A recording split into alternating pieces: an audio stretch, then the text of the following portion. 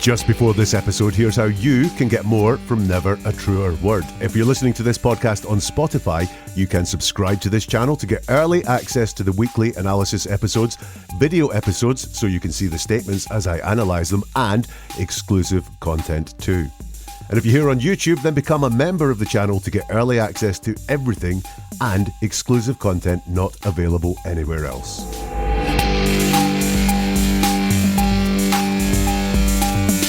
Sometimes the best way to lie is to tell the truth. Learn how as we look into the interrogation of Sherri Papini, the woman who faked her own abduction, here at Never a Truer Word, where we look at the words that people choose to use to see if they're telling the truth, the whole truth, and nothing but the truth. It's not an abduction. She asked me to come get her. No. I rented a car. No. I drove up and picked her up. That's Sherri Papini being interrogated by the police. Unusually for me, I'm going to start with the whole story, lay it all out in front. So in 2016, Sherri Papini went missing in Redding, California. She was missing for 3 weeks. She disappeared when she was out jogging. 3 weeks later, she turned up. After huge media interest, she was found at the side of a roadside. And she said she was abducted by 2 Hispanic women for those 3 weeks. 6 years later, in 2022, Sherri Papini was arrested. It was all a hoax. She had faked this. She wasn't abducted by 2 Hispanic women. She was staying with her ex-boyfriend. She pled guilty to giving false statements, served time in jail. She admitted she fabricated the whole thing. She was undetected for 6 years. That means she must be a very, very good liar because, well, I'm not saying no one suspected anything, but she managed to hold it together for a long time until evidence was found that said she was with her ex-boyfriend. So Sherri must be a very good liar. So when we watch her being interrogated by the police, when they put to her all the accusations that she faked her own abduction, what do we see? Well, we're going to see a good liar. We're going to see her say some things that look entirely true. But will we be able to spot anything that says, if I was listening to this, if I was analysing this, no matter how much she says, this is rubbish, I was abducted by 2 Hispanic women, would there be anything inside her words that would make us think at the time of this she was telling a lie? Now, here's the truth. She told a lot of the truth, and it's easier to tell the truth if you want to get away with a lie because it's just easy to tell the truth. Lies are hard to tell. So what she did was tell as much of the truth as possible. For example, when she described where she was held captive, places like the bedroom she was in, the bathroom she had to use, she described the bedroom and the bathroom of the place that she was. So she didn't have to lie. She didn't have to make them up. She didn't have to fabricate anything. She told the truth. And it is so much easier to tell the truth, but also she's a good liar. We are going to see some hallmarks in this analysis of someone that is a good liar. And we're going to watch her being interrogated by a couple of police guys. They had a breakthrough. They found some DNA that was on Sherri's clothes at the time that she returned from this abduction, and they tracked it all down and found out it belonged to her ex-boyfriend. So in this interrogation, first of all, they've shown her some fake pictures of suspects, of Hispanic women, to see if she recognises any of them. And then they say, look, we think we know where you were. Do these pictures of her ex-boyfriend's house, do they jog your memory? And they show her those pictures, and that is the first thing we're going to look at, is Sherri talking about pictures of the bathroom. I mean, this doesn't look like the bathroom to me, but the order is, yes, this is the type of order, but this is not what it looked like to me. Okay. And So the order is correct, but you don't recognize the bathroom as being what you recall. Do you remember there was a detail about the shower that you provided previously, about the type of something on the tile or something like that? Do you remember that any there of was those? tile in the tub? There was a crack. Where was the crack? It's not a memory test. If you don't remember, that's fine. But we remembered that detail when we took some of these photos, and we were just trying to bump it up against what you might remember. I don't know. In general, are we talking about, okay? Sorry. That's okay. You take your time. I don't know. I'm so nervous of like saying something that's not gonna be right, so I just can't remember. I don't Like know. I said in the beginning, we only want the truth, and so whatever is the best I think understanding or memory that you have. we'll Right. get there today. And my direction is obviously not the best. So she starts that section there with the word I mean. She says, I mean, this doesn't look like the bathroom to me, but the order is, yes, this is the type of order, but it's not what it looked like to me. All that talk about order is when she told the police which kind of bathroom she had been using when she was abducted. She said it was laid out very strangely, not quite what you'd expect a bathroom to be. They produce a picture of a bathroom laid out strange. So I mean is the first thing she says. She says, I mean, this doesn't look like the bathroom to me. Now, that could just be a crutch, something that she uses a lot when she speaks. Or it could be like starting a sentence with so and well, which is a signal of, listen to me, I'm not going to say exactly what it is that you want to say. I'm not going to give you a yes, it is the bathroom, or no, it isn't the bathroom answer. I'm going to give you something a little bit more interesting. What is that interesting thing? She says, this doesn't look like the bathroom to me. So what she is saying there is, this doesn't look like the bathroom to me, and that most important thing there is to me. What she's not saying here is that looks nothing like the bathroom I was in, and she's kind of there in the kind of truth, kind of lie type place, just saying this doesn't look like the bathroom to me. So she's qualifying it and saying only to her, and only as she's speaking right now. In other words, this could look like the bathroom. What she doesn't do is say it does look like the bathroom, sort of looks like the bathroom, but it's not the same, or it's entirely different from the bathroom. She is being very hedgy here with her words. She talks about the order, like I said. She says, but the order is, yes, this is the type of order. Now, what does that mean? The order is, yes, this is the type of order. So the police have put to her the concept that she said the bathrooms felt to be in a strange order. And instead of saying, that's the order, yeah, that's the order, or no, that's not the order, she says it's the type of order. It either is the order or it isn't the order. But here it's the type of order. And then she says, this is not what it looked like to me. Now, all the way through everything in this interrogation, when we see Sherri speak, she repeats herself over and over.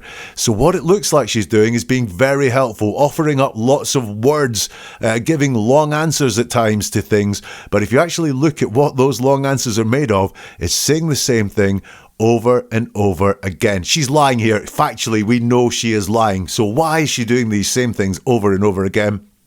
Couple of reasons for this. Number one, and I don't know if Sherri's doing any of this deliberately, as in she's learned how to tell good lies, or whether any of this is just instinctive to her, and she's instinctively a good liar.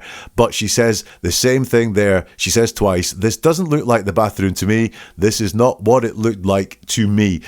So what we've got going on there is, it sounds helpful, but she's repeating the same things twice. Another reason that this might happen is that when we lie, we feel we need to repeat ourselves a lot to make sure that lie sinks in, or maybe the people weren't paying attention the first time we said it, so we're going to say it a second time, because it's really important when we're lying that the lie is heard and the lie is believed. Also, liars seem to think that the more they say something, the more true it becomes. So we're going to see this a lot from Sherri as we go through the interview. The detective says to her, so the order is correct, but you don't recognise the bathroom as being what you recall. Do you remember there was a detail about the shower that you provided previously, about the type of something on the tile or something like that? And this seems to fluster her a little bit, like she doesn't quite know what it is that she wants to say. And she says, there was a tile on the side. Well, yeah, you've been told already there were tiles on the side. And then she says there was a crack. And what I think is that Sherri, in giving the police the description of the bathroom, talked about cracks on the tiles to try and help them if ever they were to find them. And what she's done is a very clever thing when she's lying. She's told the truth. There will be a cracked tile there. And that must be making her really nervous now, because if they've got photographs of a bathroom and it has a crack of the type she said there was, and where she said there was a crack, she feels like trouble is coming down the line, which is why she starts talking a bit sillily. There was a tile on the side. Yeah, there were tiles on the side of the bathroom. Nothing unusual about that in a bathroom. And she realises she has to say it. There was a crack. The detective says to her, where was the crack? And she pauses for a bit. He says, it's not a memory test. If you don't remember, that's fine. But we remember the detail when we look at some of these photos, and we just want to bump it up against what you might remember. So what the detective is slightly saying to her there is, you might not be able to say it now, but we've got you on record saying it before. And what we want to know is whether what you're going to say now and what you've said before matches these photos. Sherri's response to that is, I don't know. I don't know. So once more, we have that repetition. I'm saying it more than once so it sounds more authentic, so it sinks in, so it sounds believable. And I don't have to invent any more new words or new lies by repeating what I've already said. I often say in my episodes, I don't know tends to be the hallmark of a truthful person. Now, it's not the hallmark of a truthful person here because what we're getting is a liar. But normally, I don't know. Truthful people in general don't mind saying I don't know. Liars tend to want to not let on that they don't know anything. They want to say they're all over this, so they will make something up or say something like, I have no clue. But Sherri goes with I don't know. I don't know. Another way that she is a good liar, she is using the language of truthful people. The detective says to her, in general, are we talking about, and she interrupts and goes, shh, shushes him. Quite rude. She does apologise and say sorry for it. What's going on here is, I think she's pretending to be studying the pictures to hope that something comes to her, but remember, she hasn't been asked to study the picture. She's been asked to talk about her memory. What I think she's doing there is not wanting to answer any more questions. She realises she's in danger of saying the wrong thing. So she'll do what good deceptive people do, which is wait until the words are formed correctly in her head before they get sent to her mouth. So instead of answering the question, she cuts the question off. The detective says, that's okay, take your time. And Sherri says, I don't know. I'm so nervous of saying something that's not right. So I just can't remember. I don't know. So we've got that I don't know twice again. She keeps repeating things. I think if you go through this and look at what it is she's repeating, quite often what she's repeating will be the lie. And here that lie is, I don't know about that crack on the tiles. She stutters twice. She gives us the I'm so nervous, and so I just can't remember. Two stutters involving the word I. I is a very personal word. If we stutter on I, it can be because we are very nervous of what comes next, which is the lie. So that is why we stutter on that I, because we're nervous. We don't like joining ourselves to lies. We have stress when we talk about ourselves in this case. So I'm so nervous of saying something that's not going to be right. So I just can't remember. I don't know. Regulars will notice that the word just appears there. So I just can't remember. Just appears so often in deception. So while Sherri is a very, very good liar, she can't help letting out some of those lying words like just. And I just can't remember. She's not saying I can't remember. She's saying I just can't remember, and just comes up in deception all the time. Here, I think it is, look, this is all that's going on. I just can't remember. I'm using the word just to signify this is all that's going on, and it's all I want to let you know is going on, but there's so much more happening inside my head. Also here we have the words, I'm so nervous of saying something that's not going to be right. Now I get the concept here. It's kind of I don't want to mislead you or not be helpful by saying the wrong thing, giving you an answer that's not true and so on. But that's not quite the word she uses. She says, I'm so nervous of saying something that's not going to be right. Now, that is the truth. But I think it means a different thing in her head than it means when it comes out. She wants everyone to think that she's just wanting to be helpful and give across the right information. But right now, she's in a fight for her life. Her life is falling apart in front of her husband in this whole interrogation. So she is, I believe, truthfully nervous of saying something that's not going to be right, of falling into a trap, of saying something that comes back to bite her on the ass at some point. So once again, I believe that Sherri is hiding her lies and her deception inside the truth. Interesting that she talks in future tense, talking about something that's not going to be right. That again would suggest something that is going to play badly for her when she says it and people realise that something is going wrong there. She talks in the future tense. It's not about I'm going to say something that isn't right or wasn't right about the place. It's something that's not going to be right in the future.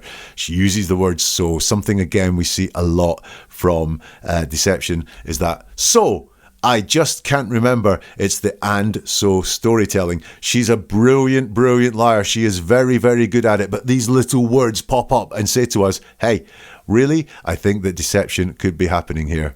And she says, right. And my direction is obviously not the best. Don't know what that means. I think she's falling apart here and she doesn't have genuine words to back up what it is that she really wants to get across, which is why we get right. And my direction is obviously not the best. Let's go on to the next part of the interrogation. This is the conversation. So the police have shown her some pictures, asked her to identify them, said they've made a breakthrough in DNA and sort of really narrowed down what has happened to Sherri without telling her until this point they think she is involved. They ask her if she wants to talk some more in front of her husband Keith or whether they'd like Keith to leave. Well, they talk to her some more about the abduction. What she does, what I think what Keith is on board with as well, is that the pair of them ask the detectives to leave so they can have a discussion. Now, they whisper a lot. It's really noisy in the room. It's not the best recording because it's a police interview room and that's not where the best recordings happen, sadly. I've cleaned up the audio the best I can. I will go through every word that we can hear after we have a listen to what happens when Sherri and Keith have a chat. Have a listen. You need to stop waiting and tell me the truth. I don't like anything that's happening. Yeah, whatever you're doing, it doesn't mean stuff to me.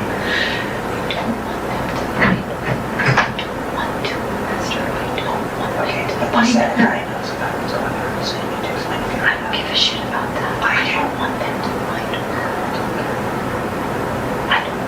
I don't want them to find her. I don't want her to be arrested. I don't want to press charges on her. I don't want to find her. Explain to me right now. I don't know. I don't want them to find her. You're not listening to me. But tell me why. Because she saved my life. But tell me, honey, there's obviously something going on. There's obviously something going on. This is going to be really bad if you do not tell me. Look at how you're being right now. I am. I'm fucking with you. No, that's not me. I don't want them to find her. I don't want to press charges, and I don't want to go down that road. But you tell her? I don't want to go down that road. I don't want to arrest her because she saved my life and she's the reason why I get to hold my children every single day. I don't want to get into the police. I don't want them to find her. I don't want them to arrest her. Why? Because she saved my life. So you don't press charges? They still need to find out who it is.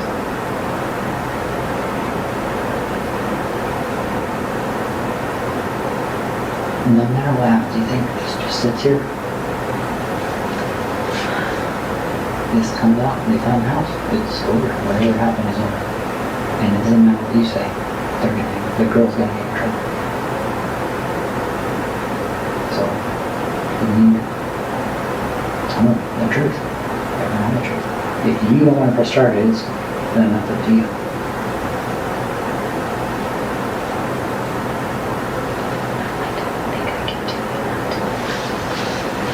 You're not making sense to me. To the point where I'm getting scared now. So you need to tell me what's going on. Wow. So, lots in there. I hope you heard lots of it. Let's clean it up. Keith says to her, you need to stop right now.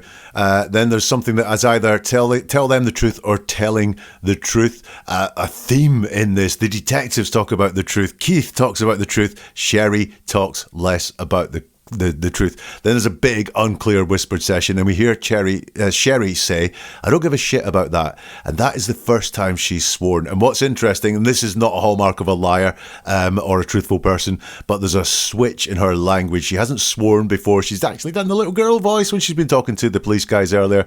Now she's a lot more mean, she's a lot more direct, and swear words come into her vocabulary.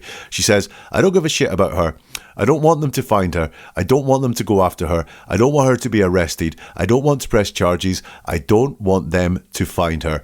Once more with Sherri, we have this repetition. She says twice when she's talking to Keith there, I don't want them to find her. Once more, we've got that repetition, so it sounds like she's saying lots, but she's really sticking to very limited things that she's saying that she feels safe and comfortable with.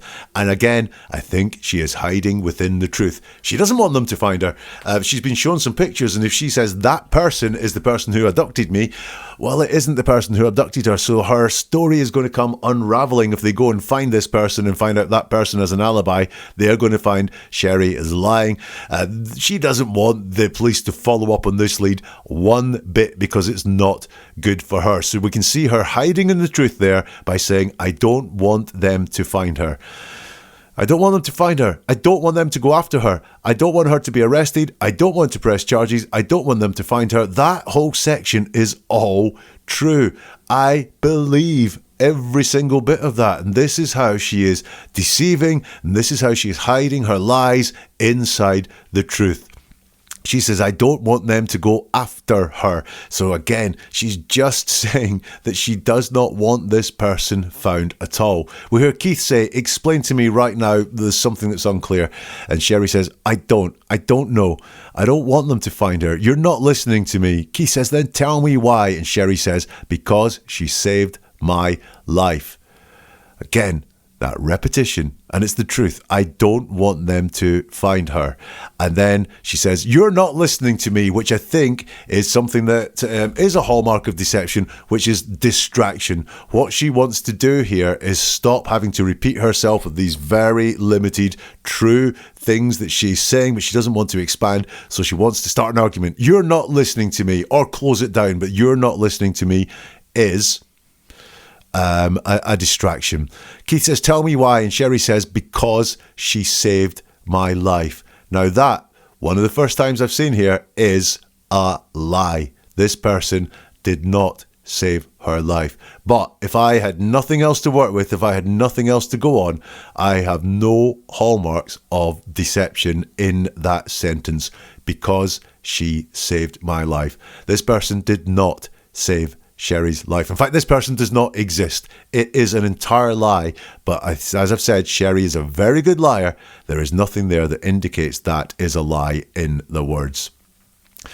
It continues, and we hear Sherri say, I don't want them to find her. I don't want to press charges. There we go. Once more, we have that repetition. Things we've heard before. I don't want them to find her. I don't want to press charges. She says, and I don't want to go down that road. Keith says something to her and she repeats, I don't want to go down that road. So we've just got more repetition from Sherri. The repetition that makes her, or she feels makes her sound more credible. That means that her message is getting across because it's being repeated. There's more opportunities to hear it. And also, the more she repeats herself, the less she actually has to say, the less chance there is she'll have to construct something that is a lie. Interesting that Sherri was abducted, in her words, when she was out jogging and found at the roadside. Being found at the roadside was true. And we have a repetition there of that road is road high in her priorities and her thoughts there when she says, I don't want to go down that road. I.e., I've gone down a couple of roads, literally a couple of roads, and it's not ended up well for me. Keith says to her, tell me why. Sherri says, because she saved my life and she's the reason why I get to hold my children every single day. We've got because she saved my life again. It's another repetition. This is the second time she used it. She uses it a third time because there's some more unclear talk. Sherri says, I don't want them to arrest her. Keith asks why. Sherri says, because she saved my life again. So she really is hiding in this repetition. This one's a repetition of a lie. This person didn't exist, let alone save her life. But Sherri is hiding there. And we've got the repetition again of, I don't want them to arrest her. Let's go back to that. Because she saved my life and she's the reason why I get to hold my children every single day. Very compelling, and really would make you pause if you heard this and you believe the person was telling the truth and go, yeah, I get that. And I do get that as reasoning, but what do I do notice there is that Sherri talks about herself.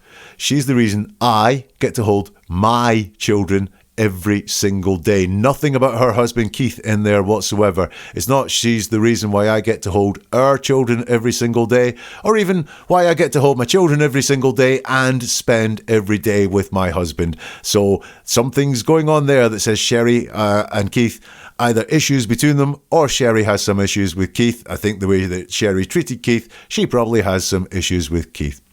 We hear Keith say, so you don't. Then it's really unclear, but it sounds like they've found out it's over. Whatever happens, it doesn't matter what you say, the girl's going to be in trouble. So Keith still is believing this story about the Hispanic woman who have abducted Sherri. He says, tell the truth. Let them know the truth. If you want to press charges, then they have to deal with that. Tell the truth. Let them know the truth. The truth is circulating all around Sherri, but it's not a concept she talks about ever. Certainly not so far. That everyone else around here is wanting to get to the truth. Sherri, no. She says, I don't think I can do it.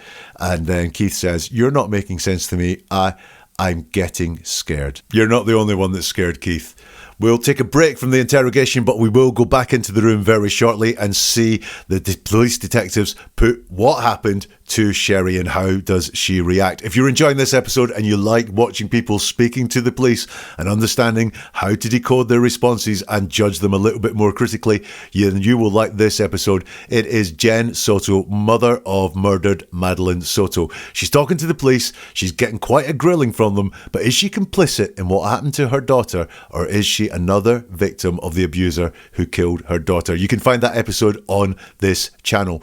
If you want to get episodes like this as soon as they arrive, then why not subscribe or press follow on your podcast platform? If you want to be ahead of the curve, if you want to be even faster than that, then if you become a member of the YouTube channel or a subscriber on Spotify, you can get episodes like this as soon as they land. And also, you can get access to a whole load of back catalogue content like question and answer sessions and deeper dives into some of the stories that we cover. If that doesn't float your boat, if that's not for you, the least you can do is press the like button. It takes 2 seconds. And that helps this get out to many, many more people. So if you did press the like button or you're about to, thank you very much. Right, let's get back into the interrogation room. Let's see the police put the real story to Sherri and how she reacts. It's not an abduction. She asked me to come get her. No. I rented a car. No. I drove up and picked her up. He passed the polygraph test, Sherri. If that's not what happened, what did happen, Sherri? I don't know. No, there's no way. It's James. There's no way. There's no way. The DNA doesn't lie. His DNA His is... DNA was on you. There's no way. Robert saw you in the house while you were down there. While everything Who's spun out Robert? of control. His cousin. Why everything ran out of control on the initial. There's no way.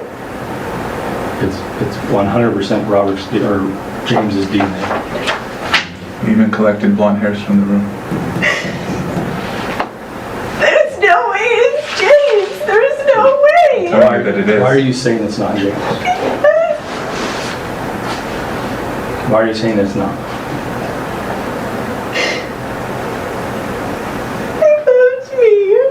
What's up? We were friends.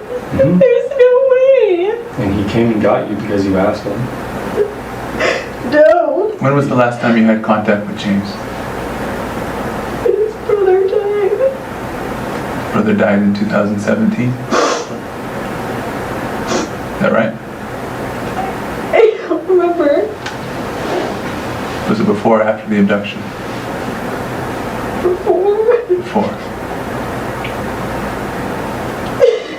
When was the last time you saw James?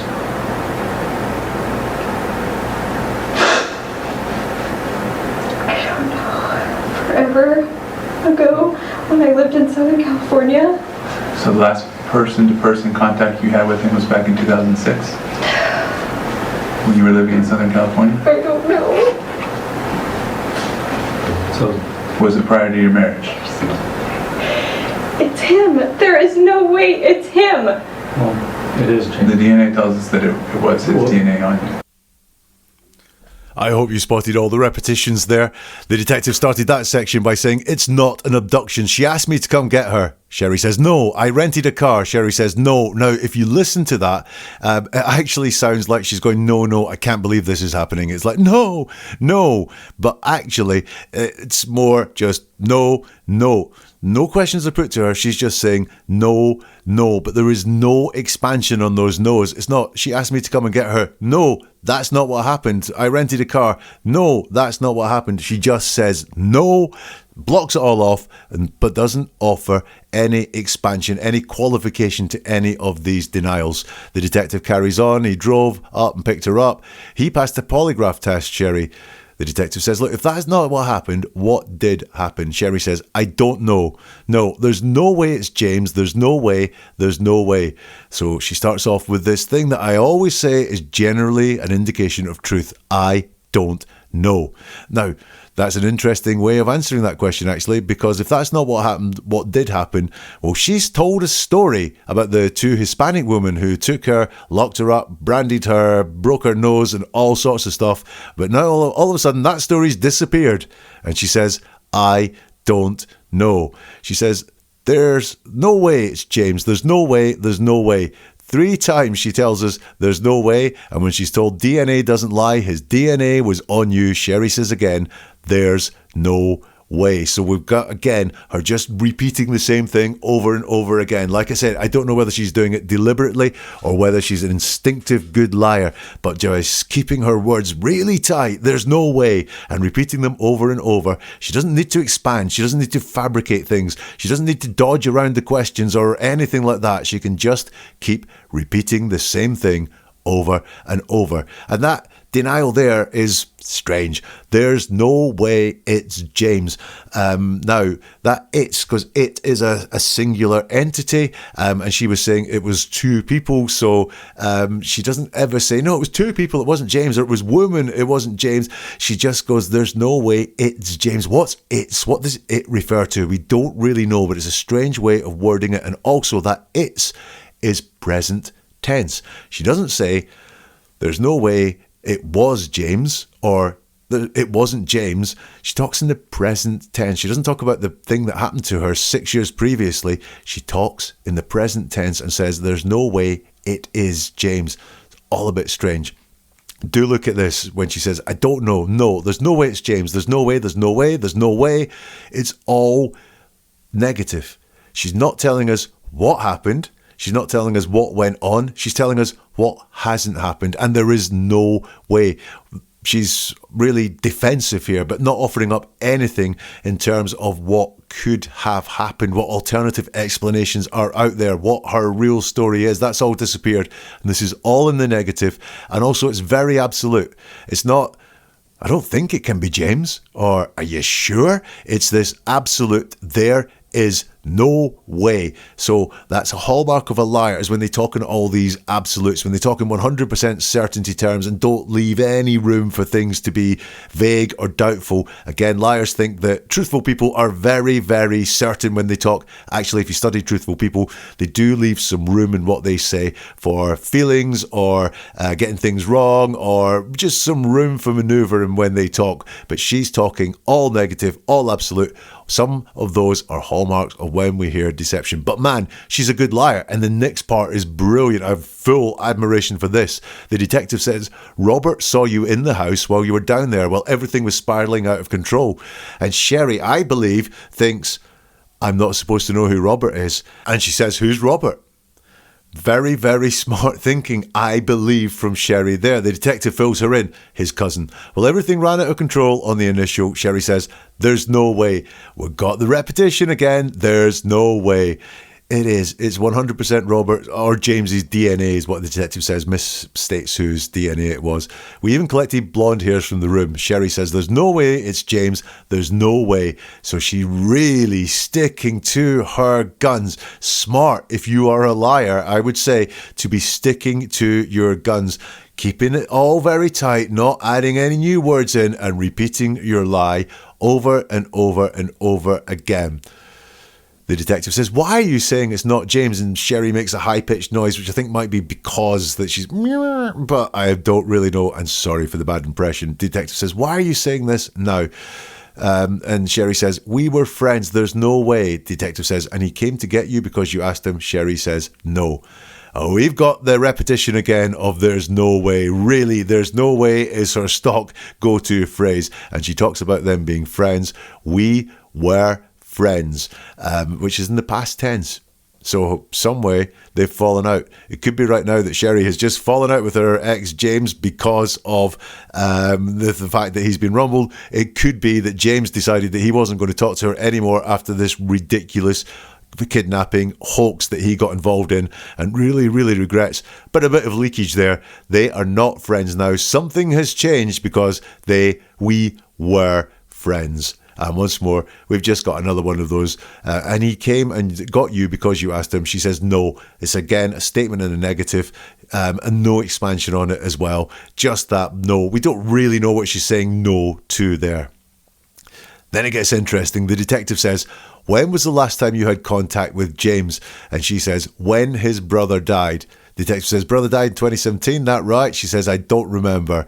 And he says, was it before or after the abduction? And she says, before. Now look, how short and information-laden are these answers. When was the last time you had contact with James? When his brother died? It's short, 4 words.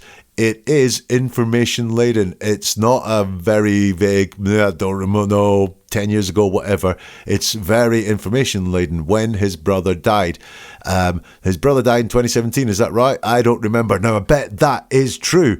I bet that is true because that it's something that she can hide in. And she probably doesn't know the exact year that the brother died. So she says, I don't remember. Was this before or after the abduction? She says, before. Now, it's very short, but it is information-laden. So again, she's giving them things back. Not very much, but she is giving them things back. And I believe that she's gone into a bit of the truth there. I think she's calling on the truth, and that not the last time she had contact with James was when his brother died, but she did have contact with James when his brother died, maybe reached out to offer sympathies. So what she's doing once more is going to a true recollection, because it's much easier to lie with one of these true recollections than it is to fabricate something entirely. Apart from that, it's a little bit too terse. The answers are not full enough. Was it before or after the abduction? This was before I was abducted. Would be fuller, would be more expansive, and would be slightly more believable. But yeah, still lots of marks for how good a liar she is.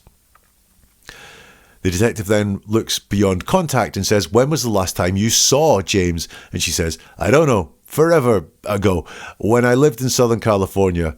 The detective says, so the last person-to-person contact you had with him was back in 2006 and you were living in Southern California? And she says, I don't know. We've got the repetition of I don't know again.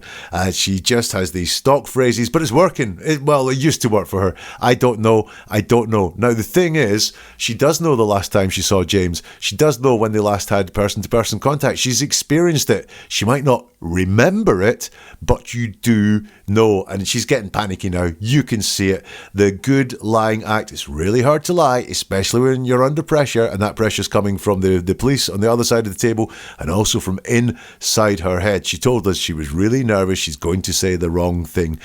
So it's starting to fall apart here. The right thing to say would be, I don't remember. But no, it's I don't know. And we can see the flow is stopping. There was that very strange thing there when she's asked, when was the last time you saw James? She says, I don't know. It was, instead of saying something normal like it was ages ago or it was a long time ago, she says, forever ago. Great question from the detective next. So it was prior to your marriage. And she gives the strangest response. And I've listened time and time again to see if there's something else, but she says, it's him. Now, is that leakage? Is it my hearing's not very good and I didn't get it all? It's him. It is him, she says.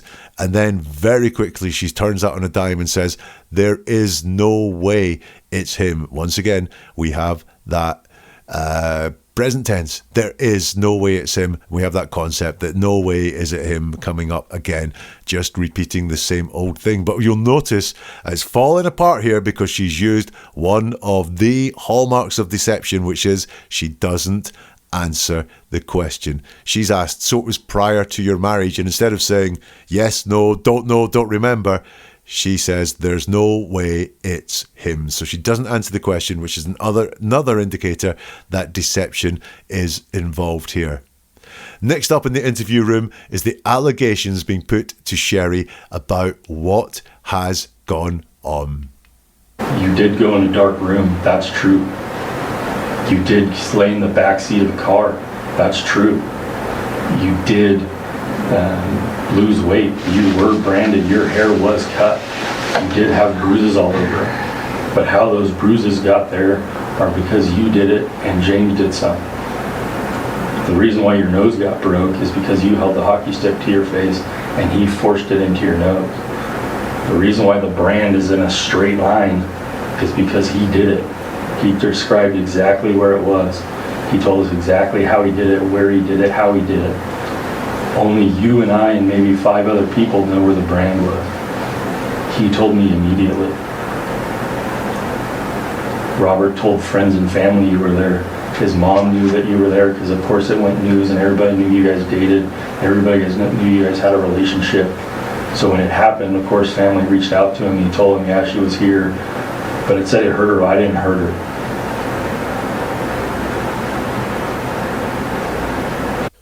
So there's the full, truthful story put to Sherri. I'd love to analyse her words as these really serious accusations are put to her. And not just serious accusations in terms of the lies that she's told, both legally but to her husband as well. But the illness or the whatever is going on in her head is put to her in all of those things. And I'd love to analyse Sherri's words, but there are none. There are no words at all in response to any of that. What have we got there? Well, look, I can say there are no lies there. So still, she is hiding her deception in the truth because she didn't lie once there. But we would have to ask, when all this is put to her, why did she say nothing? She said nothing to any of these things. She denied none of them. Now, that's not to say that she is saying these things are all true, but what it is saying is that she did not feel like she was going to fight any one of those allegations. And why is that? Remember, one of my golden rules in looking at what people say, sometimes what isn't said is more revealing than what is said. And let's go to the last section in the interview room now, where I think Keith has now left, and this is just the police, and this is just Sherri, so just 3 people there, and they put some serious questions to Sherri. Who picked you up? Was it James or was it a female that pointed a gun at you? Can you please answer that? You're shaking your head no. I will not get. I'm not talking to you about that. I'm not going to get anybody in trouble. I've told you before. I do not want anyone to get in trouble. Well, you're going to get yourself in trouble at this point. That's where we're at. So either James. I didn't do anything wrong. I know you didn't do anything wrong. Right now, you're not telling the truth, which is doing something wrong. That's where we're at. James put himself on a polygraph. Talked to FBI agents. He talked with Peter and I for 6 hours. He told us everything, Sherri.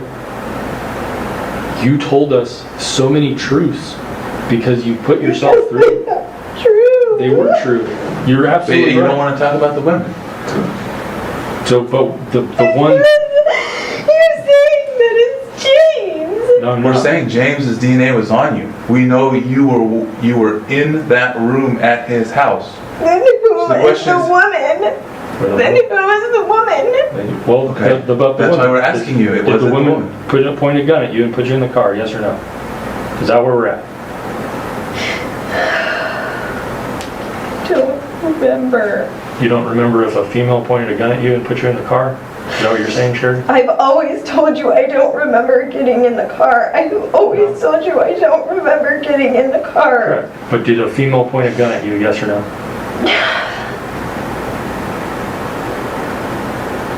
Remember.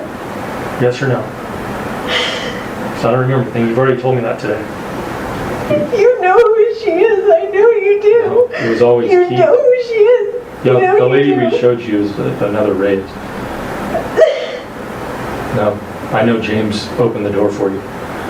Whether you want to forget how you got in the car, I'm okay with that. But you've already established today. That's why I asked you today. What did the younger girl do? You said she let me go and she pointed a gun at me. We didn't talk about how you got in the car. Right now I'm asking you, did a younger female point a gun at you, yes or no? What? I know you know who she is. I am We're not on the saying wrong- it. I don't want her to get in trouble. She's not I getting in know trouble. you know who she is. You're getting in trouble. I am not. I didn't do anything. But right now, answer this one question. Did a female point a gun at you, yes or no? I am done speaking to you until I talk to a lawyer. I will not arrest her. I am with my children because of her. I'm disappointed, Sherri. I don't understand. There is no way that he loves me. You did love me. I agree. Wow. The detective questions Sherri there, says, who picked you up? Was it James or was it a female that pointed a gun at you? Can you please answer that? Sherri doesn't. The detective says, you're shaking your head now. Sherri says, no, I'm not. I'm not talking to you about that. I'm not going to get anybody in trouble. I've told you before, I do not want anyone to get in trouble. So some of Sherri's familiar tells going on here, stuttering on I. No, I'm not. I'm not going to get anyone in trouble. Again, hiding inside the truth. I'm not going to get anybody in trouble. Look, most of us live our lives that way. I don't want to get anyone in trouble. I don't like people being in trouble. So once again, find those truths, find those universal truths and say them, Sherri, but that is how you are going to tell some good lies. I will notice, though, that she's just very general here. I'm not going to get anybody in trouble. That includes herself. So while she might be wanting to give off the vibe that I don't want these Hispanic women whose pictures you have, I don't want them to get in trouble, she is also including herself in that. She doesn't want to get anybody in trouble. In other words, she doesn't want any trouble, and she repeats it again. I do not want anyone to get in trouble. So she's going through that thing that she does, which is repeating. So it makes it sound like she's saying a lot. When you break it all down, when you take the repetitions out, she's not saying very much at all. She uses one of the hallmarks of deception here when she says, I'm not going to get anybody in trouble. I've told you before, I do not want anyone to get in trouble. So this is Uber repeating herself. She's not just repeating herself, but she's now telling us that she's repeating herself. And that's something that liars tend to do. As I've said before, I've said it once, I'll say it again. And here we have, I've told you before. So not just is she repeating herself, she's telling us that. I think that is so that she knows that she comes across as consistent. And believe that liars, truthful people are consistent. Liars will quite often point out how consistent they have been. The detective says, well, you're going to get yourself in trouble at this point. That's where we're at. So either James, and Sherri says, I didn't do anything wrong. She did. Right? But this is a lie.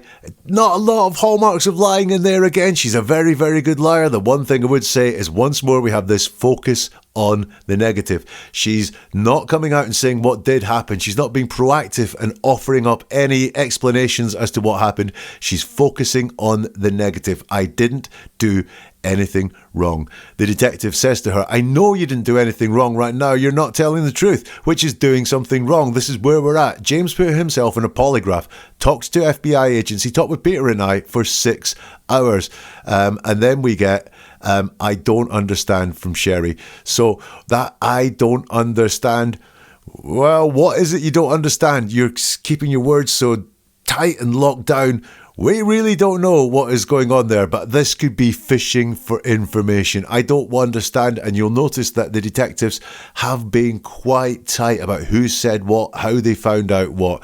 I don't understand. Again, it's very probably truthful, but what this is a fishing information to get more. The detective says, he told us everything, Sherri. You told so many truths. And she says, because they were true. And I don't think that was a pause before true. There was a word in there that I could not make out. But you told us so many truths because they were true. Well, yeah, that's a statement of fact. And the detective has noticed that Sherri has told them so many truths, describing where she was, describing the rooms. She kept a lot of the truth in there, so her story was way more believable. And she says, because they were true. I don't want to talk, you don't want to talk about the woman though, the detective says, and she dodges that one. She doesn't answer the question. She says, you're saying that it's James. So she does not want to talk about these women at all. The detective says, we're saying James's DNA was on you. We know you were in that room at his house. And then Sherri talks about the woman. I don't know what it is, but it's slightly unclear that there isn't a woman. Did a woman point a gun at you and put you in the car? Yes or no? Because that's where we're at. Sherri says, don't remember. Now, when you see it down like that, it does look like a toddler talking, don't remember. But what also we have here is this really tight answer to the question. She's not saying anything extra, which opens the door to loads more trouble, loads more contradictions, loads more points of interest that she could raise. She keeps it locked down and says, don't remember. She's missing I before that. She doesn't say I don't remember. She's actually saying there's a concept here, don't remember. She's not saying I as a person don't remember. Indication that she could be lying. The next question is, you don't remember if a female pointed a gun at you and put you in the car. Then what are you saying, Sherri? Sherri says, I've always told you I don't remember getting in the car. I've always told you I don't remember getting in the car. So, we've got the repetition there again. She says the exact same words twice. I've always told you I don't remember getting in the car. I've always told you I don't remember getting in the car. Let's break that down. We've got another one of these. I've been consistent here. These lies must be the truth because I've said them over and over again. She says, I've always told you I don't remember getting in the car. It's that not just repeating myself. I'm going to tell you I've been repeating myself. We've got, I don't remember getting in the car. Again, it's all this in the negative. But here, for me, in all of this, look, I've said to you, I think she is a good liar. Because I know she's lying, I'm unable to say, if I looked at this, would I be able to say she's telling the truth or she's not telling the truth? I don't know. But here, for me, is the biggest tell of the lot. The detective says to her, you don't remember if a female pointed a gun at you and put you in the car. Put you in the car. That's an abduction. Yeah, that is when someone is forced inside the car. Getting in the car is not the choice of the person who is being abducted. And Sherri says, I've always told you I don't remember getting in the car. She's actually saying there, in her words, she got in the car. She wasn't put in the car. She's changed the sense of the question. So what I would suggest there is that for me is the biggest tell in the interview that Sherri does remember getting in her ex-boyfriend's car and that she wasn't put in by two females with guns. The detective keeps pressing. But did a female point a gun at you? Yes or no? Yes or no? So I don't remember things. Already told me that today. And Sherri says, you know who she is. I know you do. You know who she is. I know you do. Repetition time again there. And I think this is fishing. Who were these women she was shown photographs of? Do they know this person? Is this my lifeline that I can somehow throw this on these women? Sherri says, the detective says, what? And Sherri says, I know you know who she is. I don't want to get her in trouble. You know who she is. So we've got that repetition again from Sherri. You know who she is. We've got more repetition. I don't want her to get in trouble. Again, it's hiding in the truth. The detective says, you're getting in trouble. Sherri says, I did not. I didn't do anything. It's another one of those statements in the negative. The detective says, but right now, answer this question. Did a female point a gun at you? Yes or no? And Sherri says, I am done speaking to you until I talk to a lawyer. I will not arrest her. I am with my children because of her.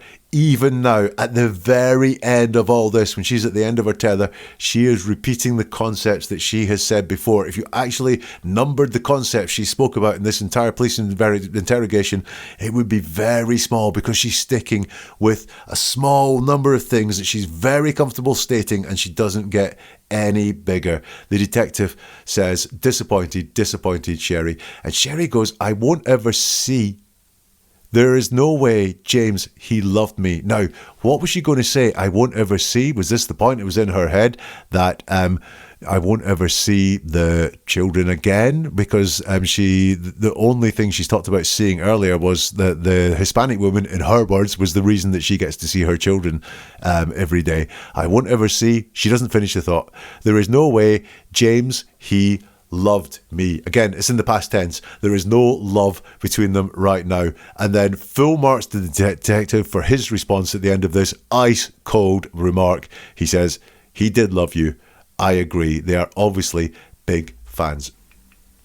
So there we go. There's Sherri Papini. In my opinion, a very, very good liar. And let's look at some of the things that Sherri did that bad liars tend not to do. Now, Sherri did not sell her story. She didn't use persuasive words to persuade us. Look, this really happened. Or convincing words to tell us that this did happen. And try just to get us to buy into what she was saying using persuasion techniques and nice words that tell us the severity of things to make us really believe things happened.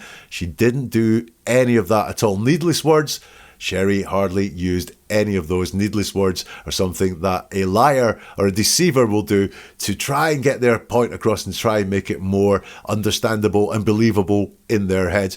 Sherri didn't do any of that whatsoever. I would love to know if she does instinctively is a good liar or whether she's learned how to lie. She sticks to the truth wherever possible, whether that's the backstory of the room she was kept in, the bathroom that she used, or whether that is things like, I don't want anyone arrested. That includes her.